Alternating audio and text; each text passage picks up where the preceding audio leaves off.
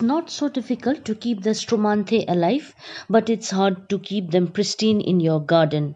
Stromanthe trioster can show tantrums if the plant finds indifferent growing conditions.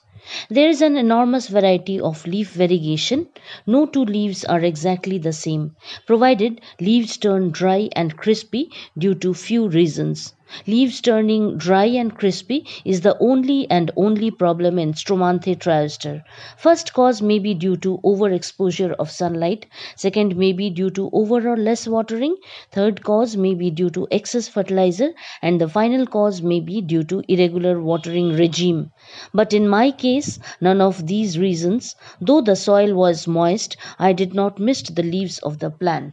This pot has lots of leaf drying, so transplanting and repotting with new soil is the only solution to revive the Stromanthe trioster.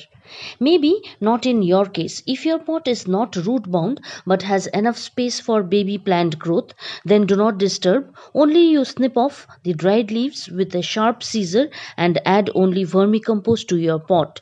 Every rhizome has its own root, and be very gentle while separating the plants. Even if the soil is wet, the Stromanthe triostar needs misting. Do not be relaxed if the soil is moist, but you need to mist the leaves and keep the plant hydrated. For Stromanthe, the soil should be extensively porous. Use much coarse river sand, garden soil, dried leaf compost, vegetable peel fertilizer. You can add coco peat and even cinder if you can manage to get it. Instead of cinder, I am using today charcoal crush. As the plant has less root rot issue, we can choose plastic pots for its growth. But I always suggest you to go for 8-inch terracotta earthen pots. Now about the sunlight requirement for Stromanthe trioster. Either a high temperate zone or a moderate region. Always keep the plant under shade where the plant can get good bright light and natural airflow. The plant staying indoors loses its shade and variegation. For its variegation and beautiful color texture, it needs a good amount of bright light, but keep it away from direct sunlight.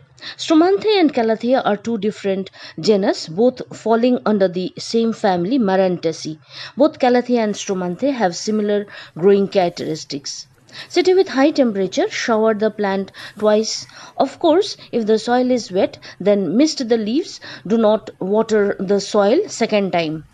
Or in other words, the Stromanthe trioster loves moist soil always, but not water stagnant on pot. Water stagnation may also be a cause for leaf drying. We have to pay high maintenance regarding water requirement. The plant grows pretty well during monsoon, but rest of the year Stromanthe needs showering daily.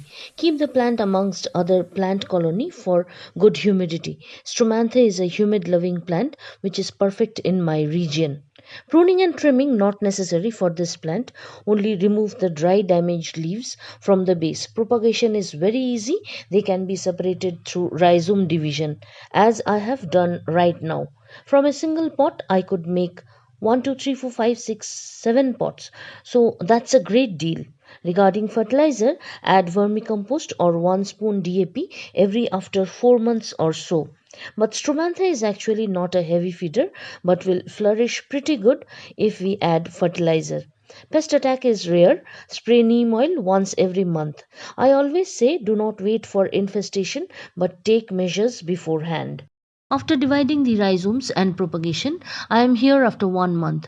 There were lots of weather fluctuation, but however I managed to keep the plants healthy. Some time back I showered the plants. If you have root rot problem by any means, without hesitation you take out the plant, snip off the damaged leaves and repot the plant to a new pot, new soil. Your plant will surely revive and you will have lot more pups similar to this pot. Friends, just have a look. It took only 1 month or so to grow new leaf and new shoot.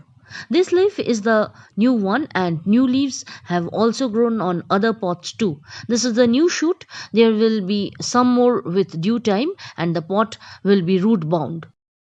There are some plants which I feel so easy growing in my garden. The secret is the favorable weather condition. Maybe I'm not capable of flowering fuchsia and gloxinia in my garden, but sometimes I go crazy growing exotic species.